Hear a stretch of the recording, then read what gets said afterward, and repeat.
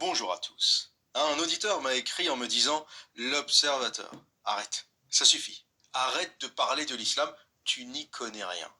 Reviens à ton sujet de prédilection, les relations hommes-femmes. Je lui ai répondu: Tu as raison. Il est temps de revenir aux fondamentaux. Aujourd'hui, donc, nous allons parler des relations hommes-femmes vues par Mohammed, le meilleur des hommes, le prophète de l'islam. Il faut savoir que on observe deux phases chez Mohammed. Avant 50 ans, une phase pendant laquelle il a plutôt été un homme tranquille, pour ne pas dire un homme déconstruit, un homme soumis, qui travaillait pour l'une des femmes les plus riches et les plus respectées de sa tribu, Quraysh, et qui s'appelait Khadija. Et il y a la phase après 50 ans, donc après la mort de Khadija, où il commence à enchaîner les conquêtes et à baiser tout ce qui bouge. Et c'est quelque chose d'important à comprendre concernant le prophète Mohammed et ses femmes, c'est qu'il a épousé Khadija, ou plutôt c'est elle qui l'a épousée, lorsqu'il avait 25 ans et elle 40 ans. Et elle meurt à l'âge de 65 ans, quand lui en avait 50. Et il est donc resté avec elle 25 ans jusqu'à la mort de Khadija, qui était son aînée de 15 ans. Et c'est à partir de cet instant, donc après la mort de Khadija, que Mohammed, l'homme déconstruit, quasiment féminisé jusque-là, qui travaillait pour sa femme, cette commerçante riche, puissante, respectée par sa tribu, qui lui fait confiance au départ pour gérer ses caravanes, gérer son commerce, et par la suite décide de l'épouser. Et ça, c'est un point assez intéressant à soulever pour ceux qui disent que l'islam a dignifié la femme, que les Koraïchites, donc la tribu du prophète, étaient des sauvages et que lui est venu apporter l'islam comme un élément civilisateur. C'est complètement faux. Et la vie du prophète nous prouve le contraire. Il travaillait, lui, homme, jeune homme, pour une femme, il était complètement soumis à cette femme qui, elle, était l'une des femmes les plus admirées, les plus respectées, les plus honorées de sa tribu. Et c'est là que vous voyez que tout le dogme bidon qui raconte que les Arabes étaient des sauvages, que l'islam est venu civiliser, est faux. On apprend par cette histoire, qui est une histoire islamique, que dans le désert d'Arabie, avant l'islam, il y avait des femmes commerçantes qui étaient respectées, qui étaient même admirées et qui étaient parmi les notables de cette tribu. Et l'islam n'a rien apporté de mieux à ça, et je dirais même qu'il a empiré la situation, et c'est de cela dont nous allons parler aujourd'hui. Je vais réaliser plusieurs épisodes afin de parler de ce sujet parce que la question des relations hommes-femmes en islam touche à beaucoup de sujets controversés. La pédophilie au travers du cas de Aïcha, l'esclavage au travers du cas de Marie la Copte, la fourberie et le cas de Zainab, la femme de son fils adoptif que Mohammed lui a volé, et la barbarie par le cas de Safiya dont Mohammed a égorgé toute la famille avant de la violer et plus tard de l'épouser. Et pour ce premier épisode, nous allons aborder la question de Aïcha, qui est déjà suffisamment dense et importante pour être traitée séparément. Ce qu'on sait du mariage du prophète à Aïcha est rapporté dans approximativement 21 hadiths authentiques. Il est donc très difficile de nier les faits, et à part le mensonge et la fourberie, rien ne peut contredire le cas Aïcha. Aïcha est la seconde épouse du prophète de l'islam, qu'il épouse un an après la mort de Khadija, à l'époque où il commence sa période débridée. Comme je l'ai raconté, avant l'âge de 50 ans, il faisait rien du tout. Il avait une épouse, Khadija, et il était plutôt docile. Et c'est à partir de 50 ans, à la mort de sa première femme, qu'il se découvre une libido complètement déréglée et qu'il a envie d'enchaîner les femmes. Et donc, dès 51 ans, donc à peine un an après la mort de Khadija, il s'intéresse à cette petite fille, Aïcha, qui est la fille de son meilleur ami, de son compagnon. Il faut bien comprendre, de son nom complet, Aïcha bint Abu Bakr, n'était pas n'importe qui, c'était la fille d'Abu Bakr, un compagnon proche et ami de confiance du prophète Mohammed, et Abu Bakr est devenu plus tard le premier calife de la communauté islamique après la mort du prophète. Donc imaginez un peu votre meilleur ami qui débarque chez vous et qui demande en mariage votre petite fille de 6 ans. Et comme référence, je vais vous citer 3 hadiths parmi les 21 qui sont les plus solides, les plus authentiques que l'on puisse trouver en islam, avec une chaîne de transmission incontestable. Et ces hadiths sont rapportés par Aïcha elle-même. Il faut savoir qu'en islam, la petite Aïcha a rapporté une quantité phénoménale de hadiths. C'est la troisième, ou plutôt la quatrième conteuse de hadiths. Parmi tous ceux qui ont rapporté les hadiths et la sunna du prophète, Aïcha, en termes de quantité de hadiths rapportés, arrive en quatrième position. Et je vous mettrai toutes ces références en description de cette vidéo pour que vous puissiez aller lire et vérifier par vous-même, et je vous les afficherai également à l'écran. Donc on a le Sahih al-Bukhari 5134 qui nous dit « Aïcha a rapporté que le prophète l'a épousée alors qu'elle avait 6 ans et qu'il a consommé son mariage alors qu'elle avait 9 ans. » Sahih Muslim 1422, Aïcha, qu'Allah soit satisfait d'elle, a rapporté que le prophète d'Allah l'a épousée lorsqu'elle avait 7 ans et qu'elle a été amenée dans sa maison en tant qu'épouse à l'âge de 9 ans, accompagnée de ses poupées. Et lorsque le saint prophète est mort, elle avait 18 ans. Et l'un des hadiths les plus poignants qui raconte le jour où le prophète est venu chercher la petite Aïcha, le prophète de l'islam, 54 ans, est venu chercher Aïcha qui en avait 9. Il l'a épousée à 6 ans, mais il n'est venu la prendre chez ses parents et consommer le mariage qu'à l'âge de 9 ans. Ce hadith, rapporté par Aïcha elle-même, nous dit, et c'est le hadith 3894, un hadith de Bukhari, le prophète m'a demandé en mariage lorsque j'étais une fillette de 6 ans. Nous sommes allés à Médine et avons séjourné dans la maison de Beni al-Harith bin Khazraj. Puis, je suis tombé malade et mes cheveux sont tombés. Plus tard, mes cheveux ont repoussé et ma mère, Rouman, est venue me voir pendant que je jouais à la balançoire avec quelques-unes de mes amies. Elle m'a appelé et je suis allé vers elle, sans savoir ce qu'elle voulait faire de moi. Elle m'a attrapé par la main et m'a fait me tenir à la porte de la maison. J'étais alors essoufflé, et quand j'ai repris mon souffle, elle a pris de l'eau et a frotté mon visage et ma tête avec. Puis elle m'a emmené dans la maison. Là, dans la maison, j'ai vu des femmes Ansari qui disaient « Meilleurs vœux et bénédictions d'Allah et bonne chance ». Puis elle m'a confié à elle, et elles m'ont préparé pour le mariage. De manière inattendue, l'apôtre d'Allah est venu à moi dans la matinée, et ma mère m'a remise à lui. Et à ce moment-là, j'étais une fillette de 9 ans. Et des hadiths qui racontent que Aïcha avait 6-7 ans lors de son mariage, et 9 ans lorsque le prophète a consommé le mariage, pour parler crûment lorsqu'il a pénétré, il y en a 21. 21, c'est l'histoire la plus rapportée et la mieux rapportée de l'islam. Il est impossible de s'en échapper. Et face à ce problème assez épineux quand même pour l'islam, ce prophète qui pratique la pédophilie, beaucoup tentent de dissimuler la vérité par le mensonge, parce que je vous le dis, c'est tout ce qui leur reste. Et une rumeur véhiculée par quelques imams hypocrites et menteurs dit que Aïcha n'avait pas 9 ans en fait, elle en avait 19. Parce que les Arabes ne comptent pas les dizaines. Donc 6, ça veut dire 16, et 9, ça veut dire 19. Et je sais d'où vient ce mensonge, je connais la source de ce mensonge. C'est une vidéo d'un hypocrite, un professeur belge converti à l'islam, et qui a véhiculé dans une conférence ce mensonge sans connaître le hadith 1422 qui met fin au débat. Parce que si les Arabes ne comptent pas les dizaines, et que 6, ça veut dire 16, et 9, ça veut dire 19. Ben, 18, ça veut dire quoi? Le hadith authentique, Sahih Muslim 1422, dit clairement, ou dans lequel Aïcha elle-même, il est rapporté par Aïcha ce hadith, c'est elle qui dit « J'avais 18 ans quand le prophète est mort ». Donc 18, ça veut dire quoi? Ça veut dire 118? Ça veut dire quoi? Et je vous passerai l'extrait de cette vidéo, la vidéo de ce professeur belge, pour que vous puissiez constater à quoi ressemble le mensonge et la manipulation d'un fanatique. La vidéo que vous allez voir est à l'origine de ce mensonge qui consiste à expliquer que les Arabes ne comptent pas les dizaines et que 6 veut dire 16 et 9 veut dire 19. Ah, le prophète mariait une fille de 9 ans. Ça, c'est un sujet très intéressant, vraiment très intéressant.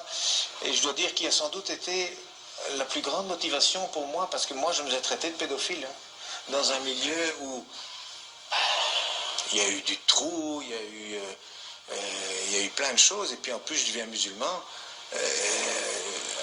Évidemment, on dit oui, toi, maintenant tous les hommes, tous les musulmans, potentiellement, sont des pédophiles. Donc moi, ça m'a touché. Ça m'a vraiment touché. Et donc, j'ai cherché. Et puis alors, oui, tous les détracteurs de l'islam, ils montrent toujours ce hadith Bukhari, en plus, hein, un des hadiths dans la collection qui a été rassemblée par Bukhari, et qui, en effet, alors la traduction, c'est vrai, Abu Bakr demande à sa fille, tiens, c'est quand exactement tu t'es mariée? Elle dit, ben voilà, le mariage qui correspond à nos fiançailles chez nous. Donc la promesse au mariage s'était faite à 6 ans, et le mariage, la consommation du mariage, lorsqu'elle a été habitée avec le prophète, s'est faite à 9 ans. Alors, évidemment, on voit ce texte, on dit, et ces hadiths sont authentiques. Ils ont été racontés par. Il y a des biographies de chacun des narrateurs. Ils ont tous l'air d'être très crédibles. Donc c'est vrai que c'est embêtant. C'est embêtant. Et puis j'ai eu vraiment la grande joie de rencontrer un docteur en islamologie qui donne cours à Halifax, au Canada, un Égyptien d'ailleurs à l'époque, enfin d'origine. Et puis il m'a dit, mais non, elle n'a pas 9 ans. Je dis, non, mais c'est hadith. Oui, non. Non, il dit les chiffres, il dit. Il dit, t'es né en quelle année? En 59. Donc, il dit, t'as quel âge? Ben, je disais mon âge. Non, t'as dit 59. T'as pas dit 1959. T'as dit 59. C'est 2011 aujourd'hui, t'as 1951 ans, c'est tout. Parce que 2011, moi 59, c'est... Non, attends, je suis né en 1950. Ah oui, mais tu l'as pas dit. Oui, je ne l'ai pas dit, non, enfin, tout le monde le sait. Voilà, il dit, tout le monde le sait. Il dit, moi, quand je présente mon livre, je dis, c'est mon 27e. Mais tout le monde sait que c'est après le 400e. Ça veut dire que j'ai écrit 427 livres et je dis, c'est le 27e. Mais en arabe, je peux le faire comme ça. Mais quand il dit, je le fais en anglais ou en français, je dois dire, c'est le 427e parce qu'il n'y a pas cette habitude.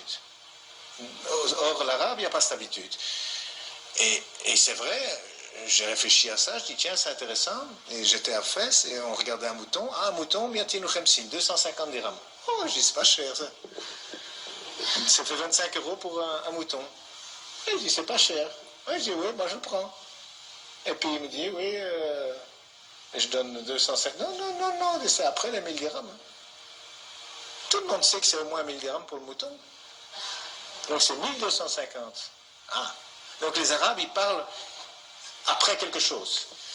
C'est fantastique, ça veut dire qu'il y a une philosophie autour des chiffres qu'il faut connaître dans les langues, autrement on est à côté de la plaque. Donc ce hadith, en réalité, 6 ans et 9 ans, c'est après quelque chose, mais ce n'est pas nécessairement après la naissance.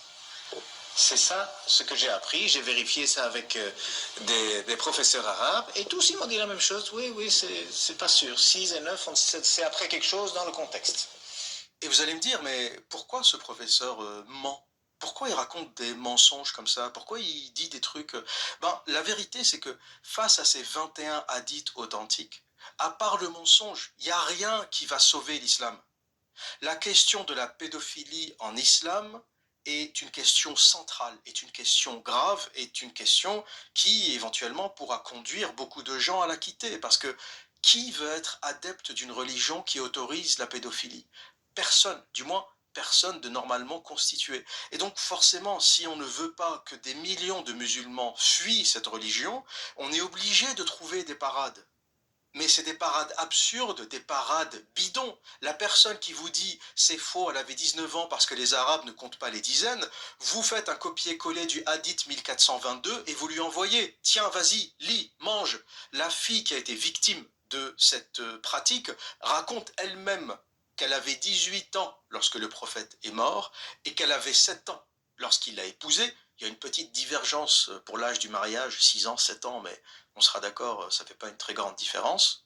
Par contre, pour l'âge de la consommation du mariage, 9 ans, là, il n'y a aucun doute, tous les hadiths convergent. Celui qui commence à vous raconter des bêtises, vous lui envoyez ce hadith et vous lui dites, vas-y, tiens, mange, et essaye de m'expliquer, puisque les Arabes ne comptent pas les dizaines, que veut dire 18? 118? 218? Et la quantité d'aberrations et de bêtises qu'on entend dans cette vidéo est phénoménale. Est phénoménale. Le mec, il part dans tous les sens. Déjà, il nous explique que les Arabes ne comptent pas les dizaines. Moi, je réponds, pour un peuple de commerçants, c'est un peu étonnant quand même. Tu nous racontes que les Arabes ne savent pas compter alors qu'ils géraient des caravanes, ils faisaient du commerce avec les Perses, avec les Byzantins, les caravanes allaient jusqu'en Syrie, hein, quand tu regardes la distance de la Mecque ou de Médine jusqu'en Syrie, et ça venait de bien plus loin. Bon, on peut conclure qu'ils savaient à peu près gérer le commerce, hein. Donc toi qui m'expliques qu'ils ne savent pas compter, déjà il y a un petit souci. Ensuite, il raconte comment il a obtenu sa source. Et ça, c'est important parce que tous les musulmans obtiennent leur source de la même façon. Il raconte qu'en fait, ce qu'il a fait, c'est qu'il est allé voir un islamologue égyptien qui donne des cours au Canada.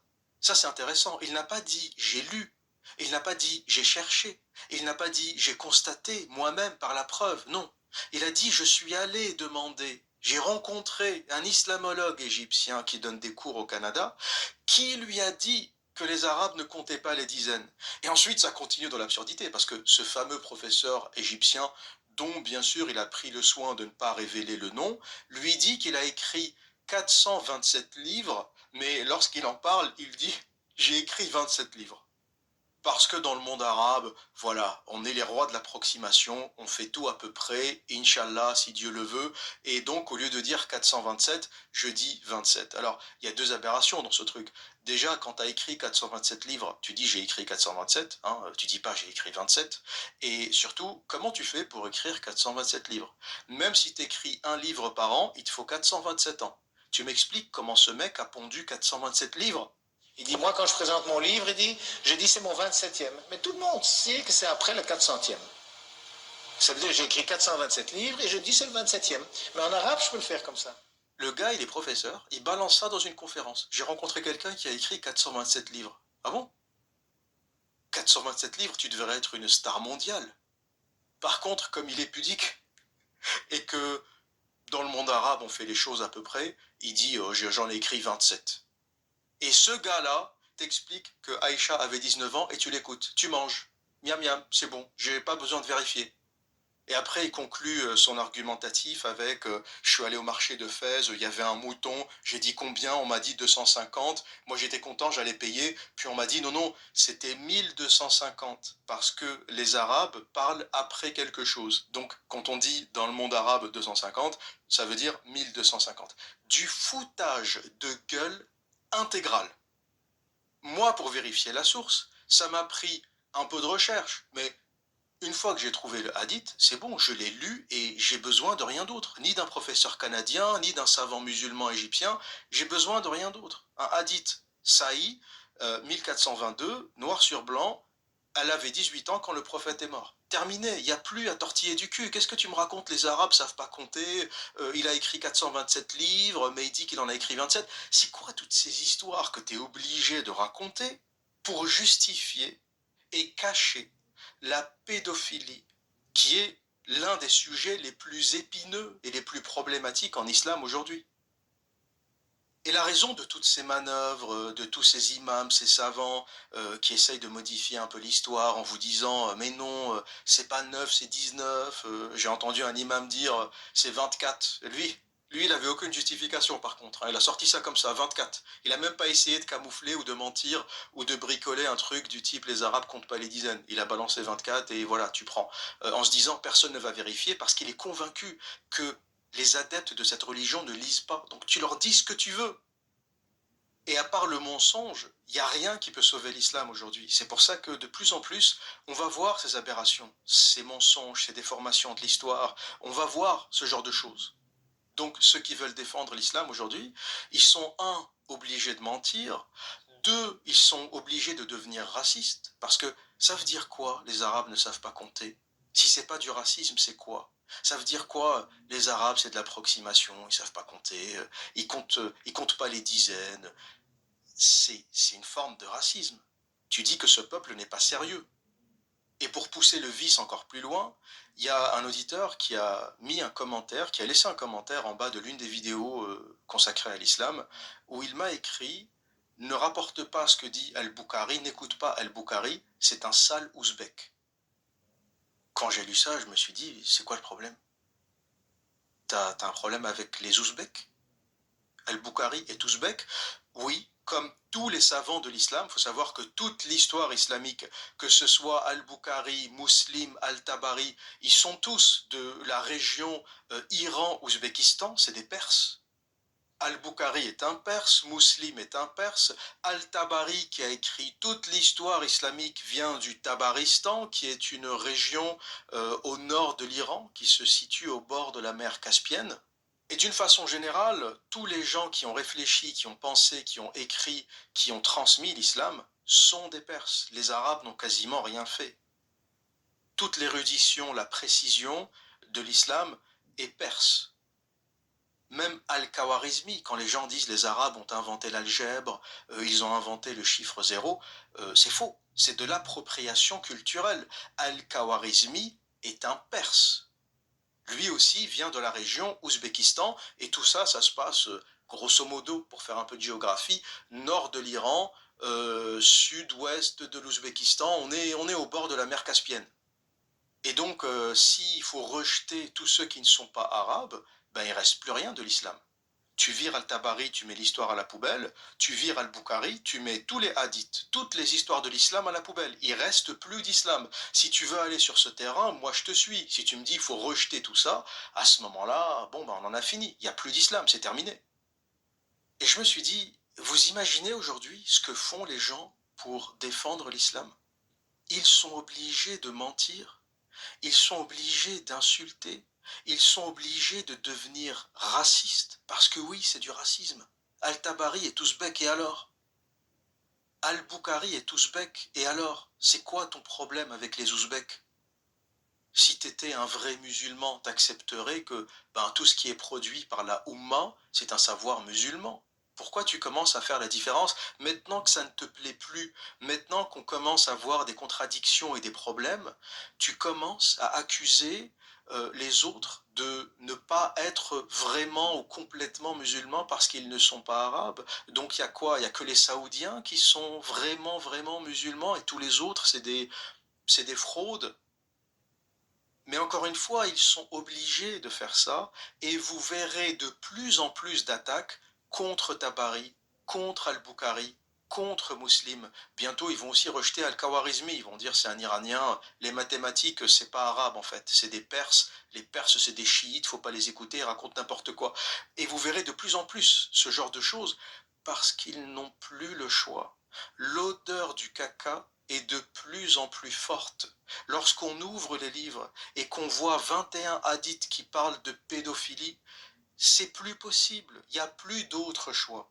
Et finalement, où tu tombes dans ce délire, une forme de délire conspirationniste, parce que c'est ça qui se passe. Il y a une espèce de conspiration qui dit que Al-Bukhari a volontairement raconté de fausses choses, etc.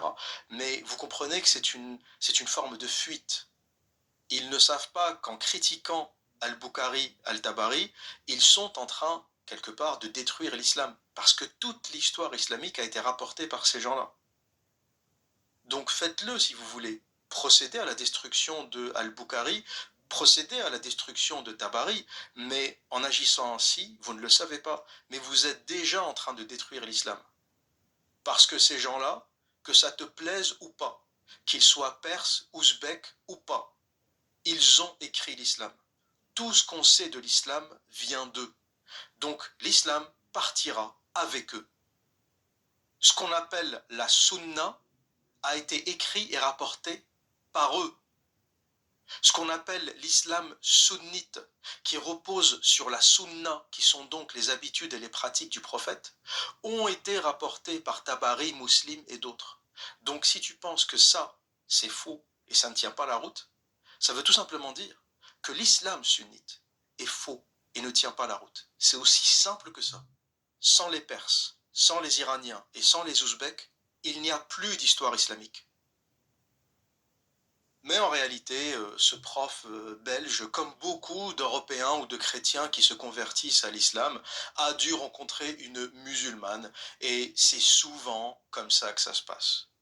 Un auditeur m'a dit, et ça m'a beaucoup fait rigoler, lorsqu'un Européen ou un chrétien ou un blanc te dit qu'il s'est converti à l'islam, je lui demande toujours comment elle s'appelle.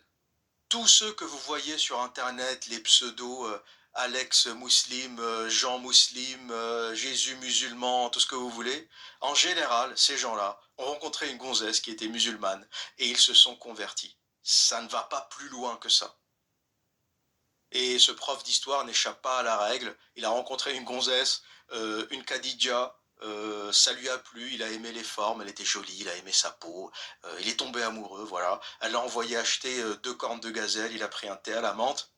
Il est allé au marché de Fès 2, 3 fois, il a acheté un mouton et il s'est dit c'est génial, l'islam c'est bien, c'est beau, et il s'est converti.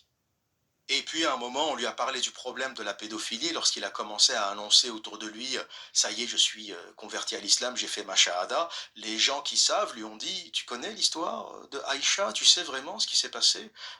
Il n'arrivait pas à y croire. Donc forcément, il est tombé dans une forme de dissonance cognitive et pour échapper à ça, il a cru à toutes les histoires qui lui permettaient de se sauver, d'échapper à ça. Parce que lui, étant un humain, je pense pas qu'il est foncièrement mauvais, parce que ça l'a dérangé. S'il était mauvais, ça l'aurait pas dérangé. Il aurait dit oui, et alors? Et alors? Et alors? On épouse des filles de 6 ans, et alors? Qu'est-ce qui t'emmerde? C'est pas du tout le cas. Lui, ça l'a dérangé. Il a dit je me suis mal senti, surtout dans le contexte de l'affaire Dutroux en Belgique, etc. Donc il a essayé de trouver une parade qui lui fait accepter l'islam.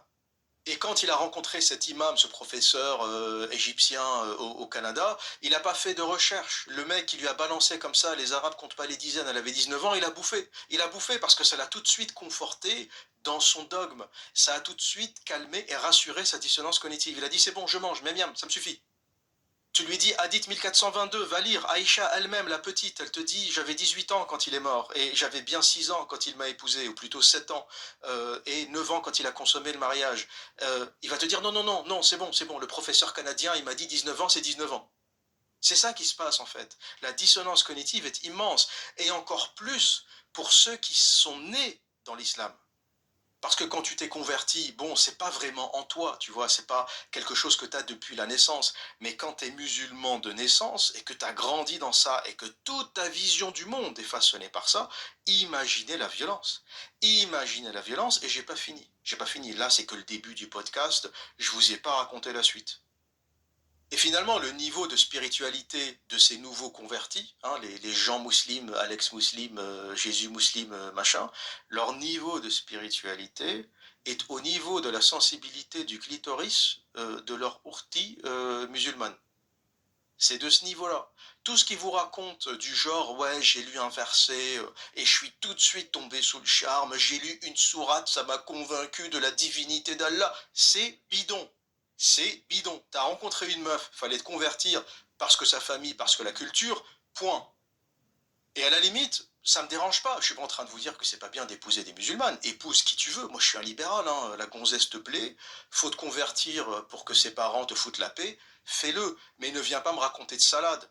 Ce qui me dérange, c'est pas le fait d'épouser une musulmane. Fais ce que tu veux. Demain, si je rencontre une musulmane qui me plaît, qui fait bien la cuisine, ça me dérangerait pas. Tu vois, c'est pas un problème. Et même s'il faut faire le fourbe, dire à sa famille que je me suis converti, j'en ai rien à branler.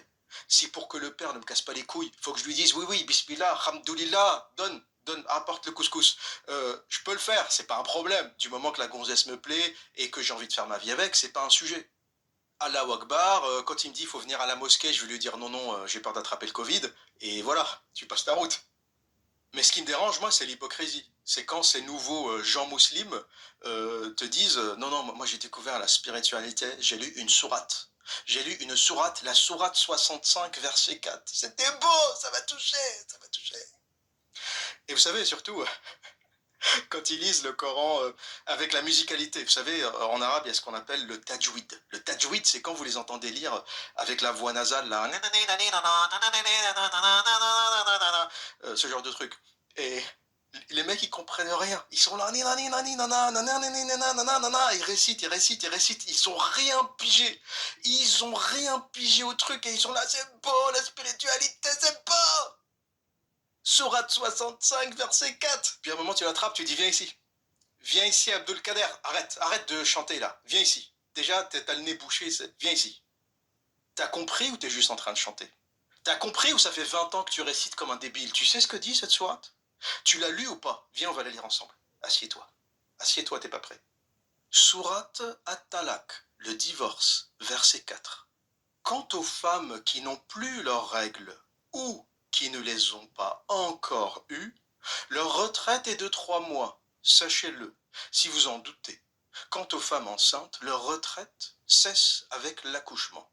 Allah facilite la vie de qui le craint. Et vous allez me dire, l'observateur, c'est quoi ce verset? Est-ce que tu peux me l'expliquer? Je vais te répondre, en islam, on n'explique pas les versets. C'est les érudits qui le font. C'est Ibn Kathir qui explique les versets, et c'est ce qu'on appelle le tafsir, le décryptage.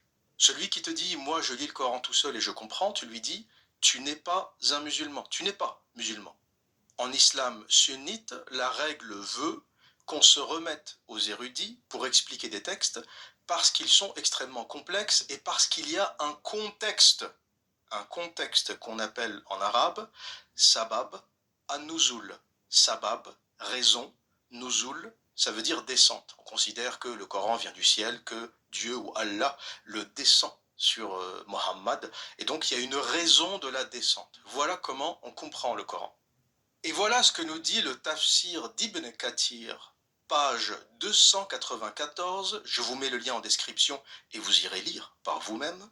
Il nous dit, la femme dont les menstrues ont cessé à cause de son âge, et la jeune fille qui n'a pas encore ses menstruations. La retraite de l'une et de l'autre est fixée à 3 mois au lieu de 3 menstruations fixées pour les autres. Et là vous allez me dire, l'observateur, ça veut dire quoi? La femme dont ses menstrues ont cessé à cause de son âge, et la jeune fille qui n'a pas eu encore ses menstrues, la retraite de l'une et de l'autre est fixée à 3 mois. Et là, on va dans les raisons de la descente. Pourquoi ce verset a été envoyé? Et le tafsir de Ibn Kathir nous dit, quant à la circonstance de la révélation, Ubay ben Ka'b a rapporté, je dis au messager de Dieu, qu'Allah le bénisse et le salue, des gens à Médine parlaient du verset cité dans la sourate de la vache qui traite de la retraite des femmes et conclurent qu'il reste encore certaines catégories de femmes qui ne sont pas concernées par ce verset. Les jeunes impubères, celles qui atteignent l'âge de la ménopause et les enceintes. Dieu fit alors cette révélation. Et pour le contexte plus général, cette sourate arrive pour expliquer combien de temps une femme doit attendre avant de se remarier après un divorce. Et donc, en général, Dieu a dit, ou Allah a dit, 3 menstruations, pour plusieurs raisons, pour s'assurer par exemple qu'elle n'est pas enceinte, et c'est une période de viduité pour s'assurer qu'il n'y a rien qui cloche, avant qu'une femme puisse se remarier. Et les habitants de l'époque, qui avaient l'habitude d'épouser des petites, ont dit au prophète d'Allah, à Mohammed, mais il y a un petit problème dans le verset précédent, ça n'explique pas comment on divorce des petites, parce que les petites n'ont pas de menstruation. Donc comment on sait comment les divorcer? La question en gros c'est, comment on divorce d'une petite de 6 ou de 7 ou de 9 ans si elle n'a pas de menstruation, comme Allah le préconise? Qu'est-ce qu'on fait? Et donc Allah envoie le verset 4 de Sourate At-Talaq, où il dit aux humains, et là, c'est le créateur de l'univers qui parle, c'est le... Voilà, il a envoyé le Coran à l'humanité pour qu'on puisse tous vivre mieux. Il dit, Allah dit, quant aux femmes qui n'ont plus leurs règles, ou qui ne les ont pas encore eues, ou qui ne les ont pas encore eues, on parle des petites prépubères, leur retraite est de 3 mois. Voilà la réponse qu'a donnée Allah. Allah, le créateur de l'univers, n'a pas dit non, non, mais les petites, vous les épousez pas, c'est quoi vos conneries? C'est quoi cette question de comment je fais pour divorcer d'une petite? Si c'était vraiment le créateur de l'univers, il aurait dû savoir que plusieurs années plus tard, le mariage des petites filles serait interdit. Mais c'est pas Allah qui écrit, vous avez bien compris. C'est un groupe de débiles autour d'une table qui raconte ce qui se faisait au 7e siècle.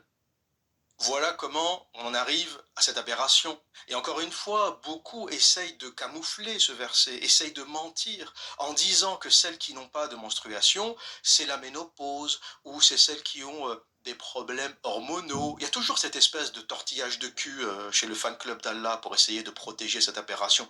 Il n'y a rien à protéger. Il n'y a rien à protéger. Ibn Kathir, le plus grand érudit de l'islam, le gars qui a tout expliqué, C'est une institution dans les pays musulmans. Il se repose sur le tafsir de Ibn Kathir. C'est ce tafsir-là, c'est ce texte-là que vous avez sous les yeux qui permet aux Afghans d'épouser des petites filles. Quand on dit les Afghans sont extrêmes, non, ils ne sont pas extrêmes. Ils appliquent le Coran, Surat at-Talaq, verset 4. Ils l'appliquent à la lettre.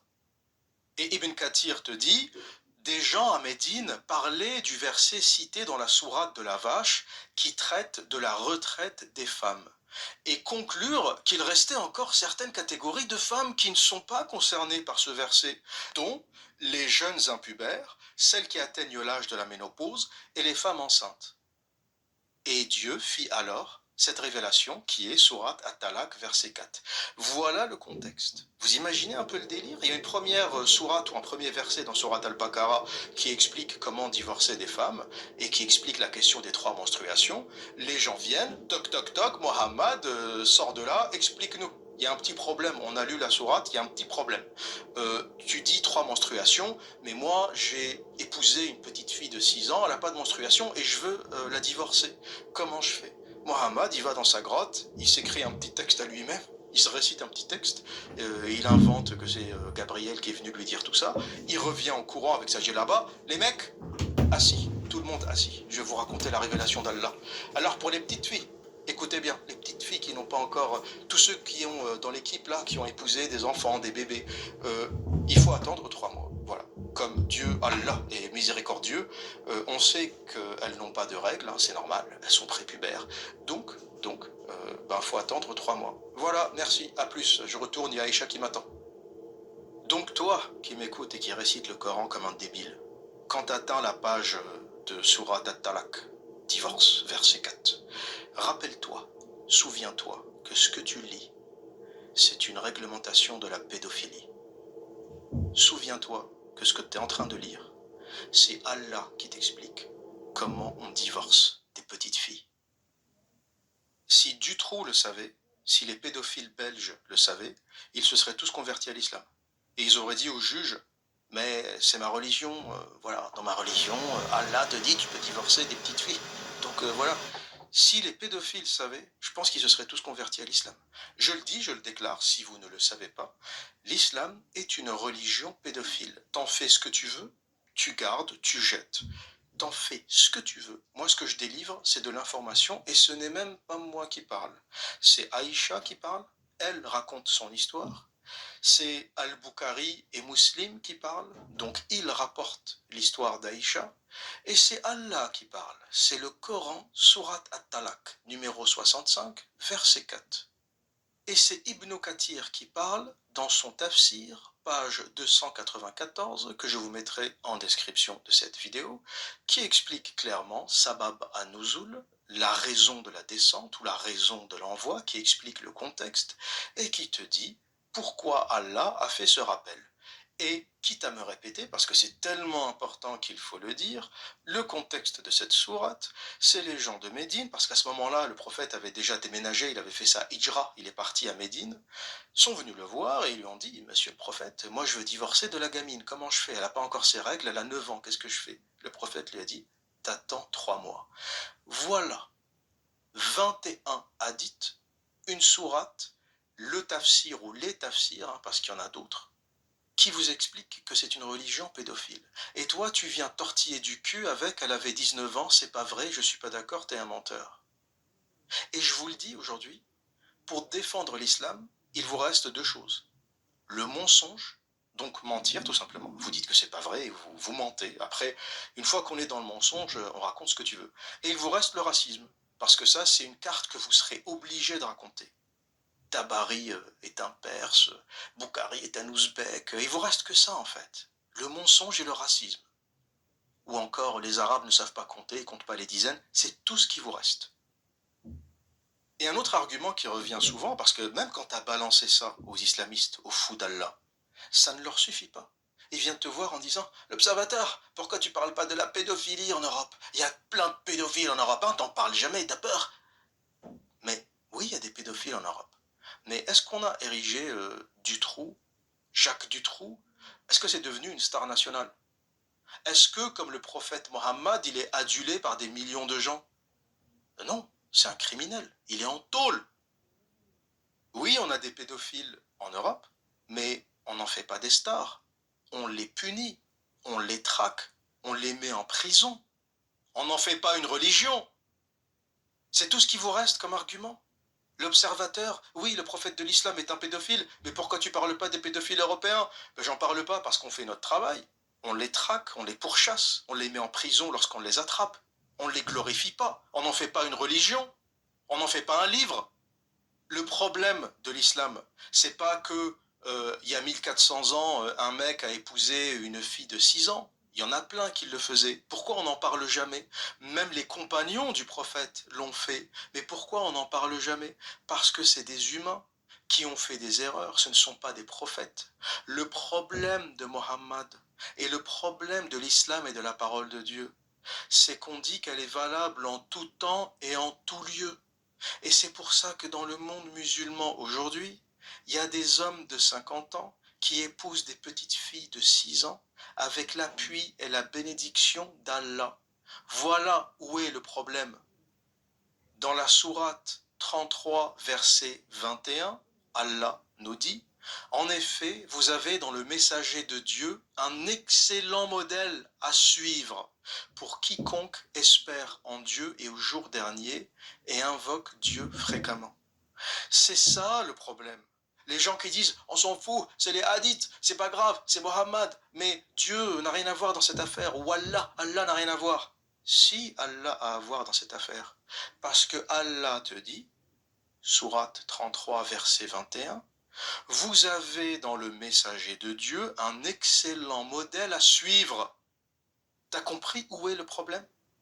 Mohammed n'est pas un cas isolé. C'est pas un Jacques Dutroux qui a fait une bêtise et qu'il faut choper et mettre en tôle. C'est un modèle suivi par des millions, des centaines de millions d'individus sur Terre. Voilà où est le problème. L'autre problème est que le Coran est valable en tout temps et en tout lieu. Ça veut dire que Allah te dit que pour les 10 000 ans à venir, vous pourrez vous marier, épouser des petites filles et consommer le mariage sans aucune restriction. Parce que Allah t'explique comment divorcer des filles prépubères. Donc il n'y a pas de limite. Ça va de la naissance à l'âge de la puberté. Il ne donne aucune limite d'âge. Et ça rend la chose encore plus grave. Allah te dit, si tu veux divorcer des filles prépubères, tu attends 3 mois. Donc cette fille prépubère peut avoir n'importe quel âge, entre 0 et 12 ans. C'est ça le problème. Et ce taré, ce fou de la Mecque, que tout le monde considérait comme un fou. Encore une fois, le mythe qui raconte que c'était tous des fous, des malades, est faux. Il est faux. Preuve en est, avant l'islam, Khadija était une femme respectée. Jusqu'à 40 ans. Elle était célibataire jusqu'à 40 ans et elle était commerçante et elle était riche, elle était puissante. C'est même elle qui a épousé ce pauvre fou. Et on te dit, après, l'islam a dignifié la femme. Il a dignifié rien du tout. Ça veut bien dire que dans cette tribu de Quraysh, les gens n'étaient pas des sauvages. Ils acceptaient très bien qu'une femme puisse être célibataire et commerçante. Ils étaient peut-être beaucoup plus développés qu'on ne le pense. Ou du moins, aussi développé qu'on pouvait l'être au 7e siècle dans le désert d'Arabie. Il y a aussi un contexte du lieu. Et le problème, c'est que le Coran sort de ce contexte. Et il rend ses habitudes valables en tout temps et en tout lieu. Et Mohammed a complètement détruit la vie de cette petite fille. Et preuve en est, elle n'a pas eu d'enfant. Pour les musulmans qui parlent matin et soir de la baraka, Aïcha n'a eu aucun enfant. Votre prophète a eu 0 baraka. Imaginez le calvaire de cette petite fille de 9 ans qui vit avec un gros dégueulasse de 54 ans, qui s'essuyait le cul avec 3 pierres et qui avait des poux. Et pour tous ceux qui pensent que le prophète est un modèle, qu'il était propre, bon, etc., vous allez tomber de haut. C'est pas du tout ce que raconte l'histoire islamique. Sunna ibn Daoud, hadith 3080, l'un des hadiths les plus authentiques de l'islam, degré saï élevé, degré de véracité, de solidité élevé. Et ce hadith nous dit, rapporté par Zainab, l'une de ses femmes, elle enlevait des poux de la tête du messager d'Allah, alors que la femme d'Othman ibn Affan et les femmes immigrées étaient avec lui. Ensuite, le hadith continue, mais il parle d'un autre sujet. Il parle du sujet de l'héritage et des femmes lorsque leur mari décède, etc. Mais le hadith commence par « Elle enlevait des poux de la tête du messager d'Allah alors que la femme d'Othman ibn Affan et les femmes immigrées étaient avec lui. » Le prophète de l'islam avait des poux. Et ce n'est pas le seul hadith qui rapporte qu'il avait des poux. Je ne vais pas tous vous les lire, mais vous en trouverez plein. Autre hadith, Sahih Muslim, numéro 1300. Celui-ci, vous n'êtes pas prêt. Jabir, fils d'Abdullah, qu'Allah soit satisfait de lui, rapporte que le messager d'Allah a dit « Un nombre impair de pierres doit être utilisé pour se nettoyer les parties intimes après avoir répondu à l'appel de la nature. » En gros, quand tu chies et que tu t'essuies avec des pierres, tu dois utiliser un nombre de pierres impair, 3, 5, 7. Et le lancer de cailloux au jamras doit se faire en nombre impair, 7. Et le nombre de circuits entre Al-Safa et Al-Marwa est également impair, 7. Ainsi que le nombre de circuits autour de la Kaaba est aussi impair, 7. Chaque fois que l'un d'entre vous doit utiliser des pierres pour nettoyer les parties intimes, il doit utiliser un nombre impair de pierres, 3, 5 ou 7.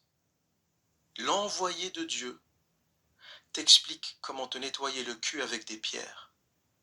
Et vous me dites que cette religion est divine?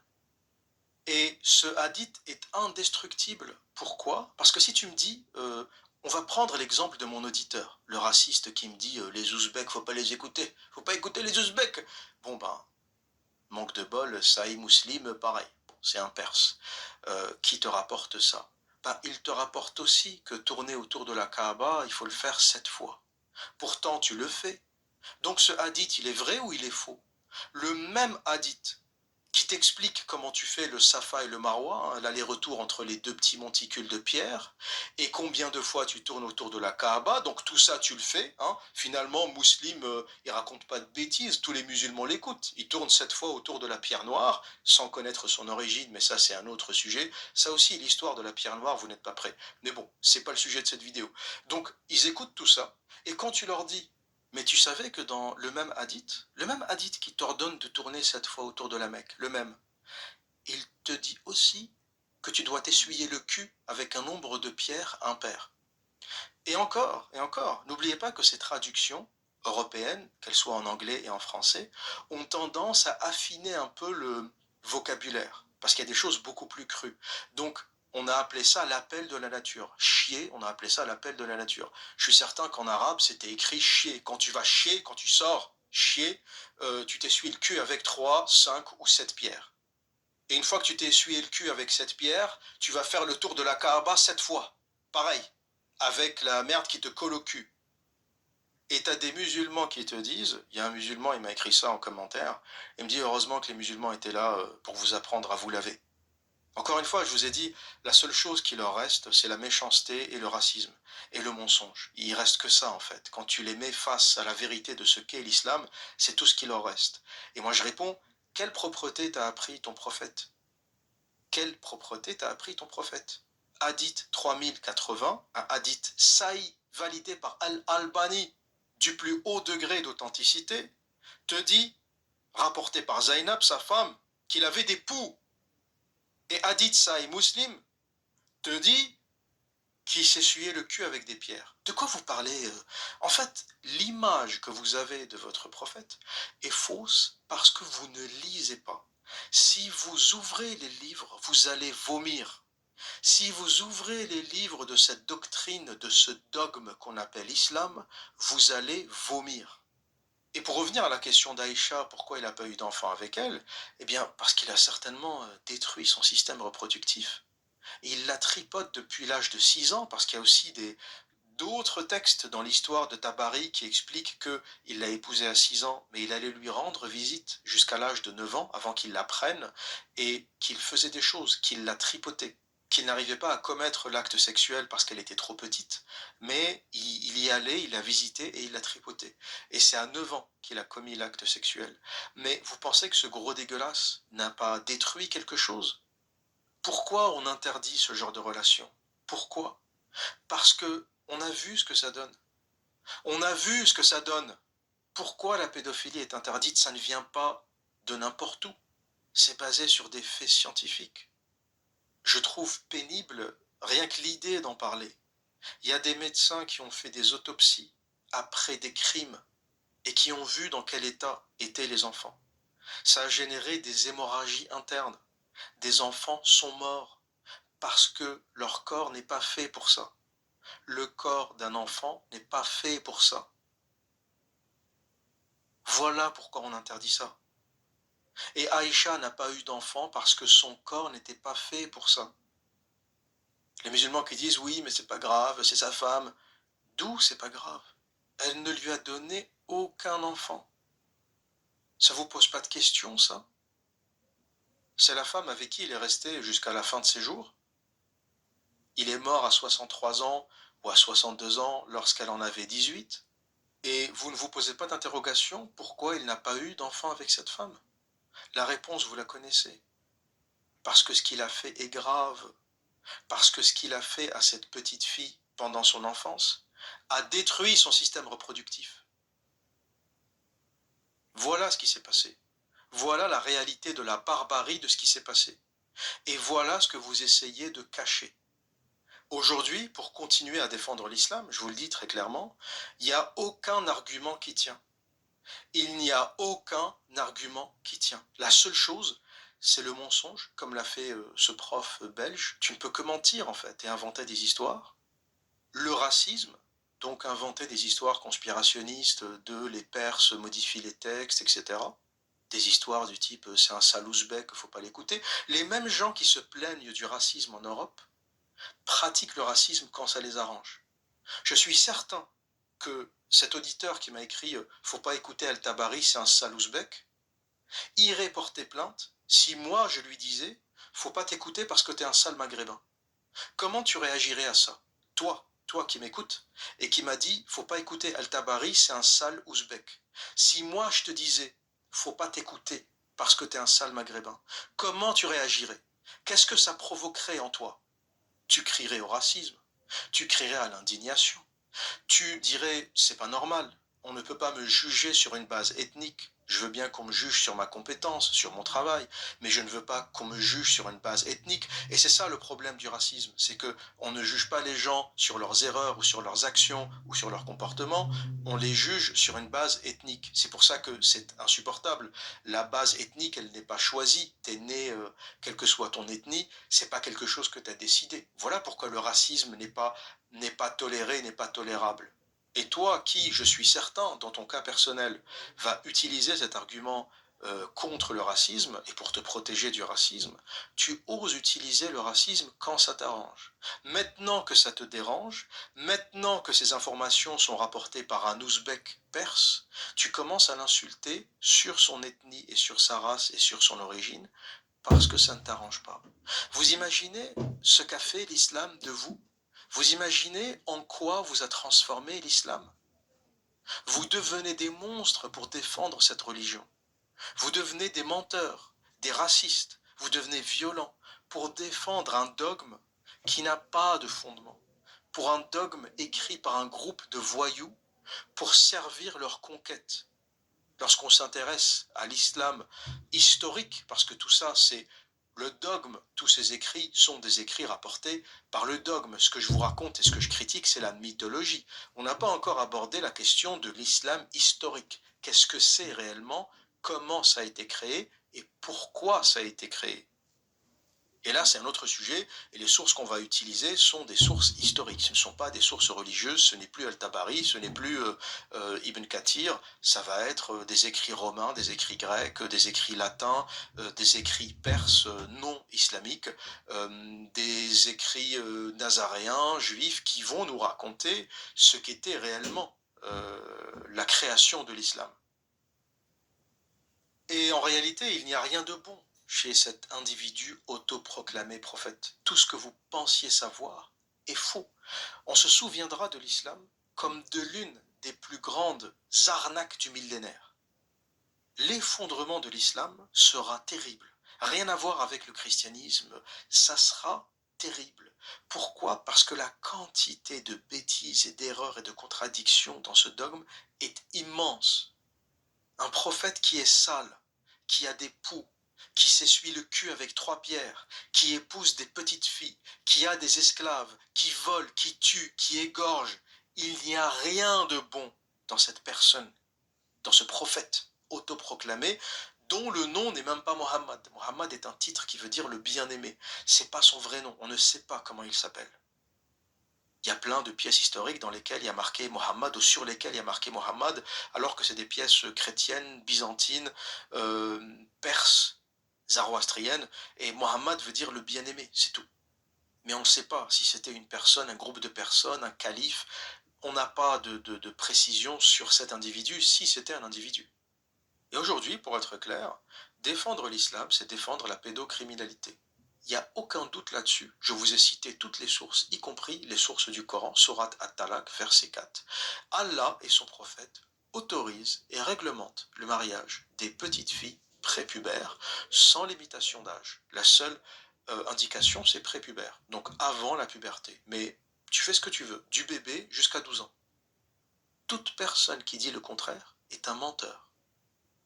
Et pour conclure, je vais citer Albert Camus, qui est l'un des auteurs qui a le mieux résumé le problème religieux et le problème du dogme d'une façon générale.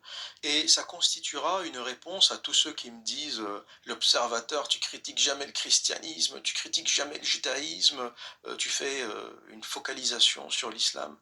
Et je réponds toujours à cette question, comment passer après Nietzsche et Camus?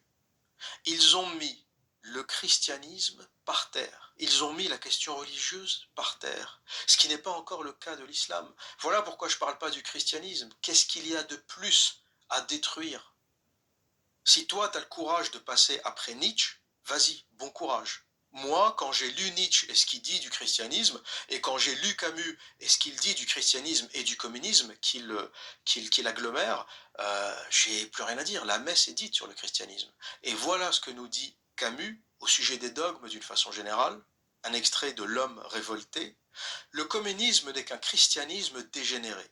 Pour Marx, la nature est ce qu'on subjugue pour obéir à l'histoire. Pour Nietzsche, c'est ce à quoi on obéit pour subjuguer l'histoire. C'est aussi la différence entre le chrétien et le grec. Nietzsche a prévu ce qui allait arriver.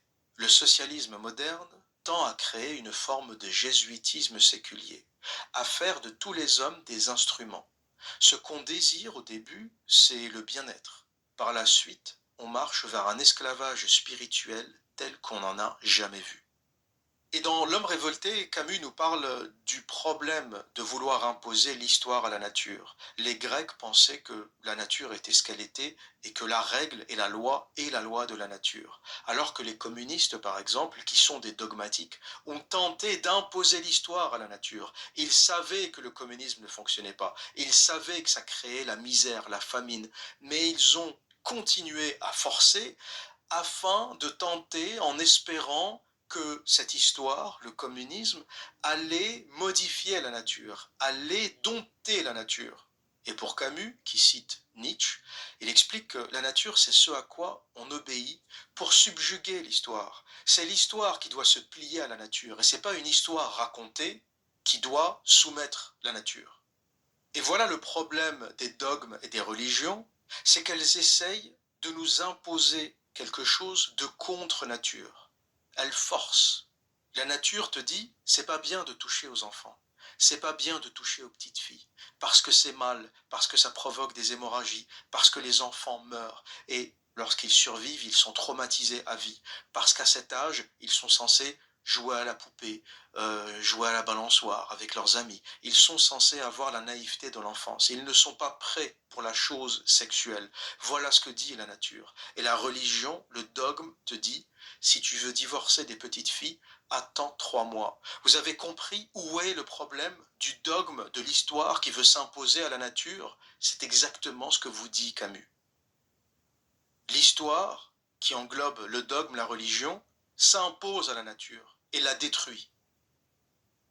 Et je ne sais pas pour les autres histoires, mais pour l'islam en tout cas, nous assistons à la fin de l'histoire. Et dans quelques années, lorsqu'on parlera de cette absurde épopée islamique, teintée de violence et de pédophilie, on racontera que c'est la petite Aïcha, son histoire, et tous les hadiths qu'elle a rapportés au sujet du crasseux prophète qui a fait tomber l'islam.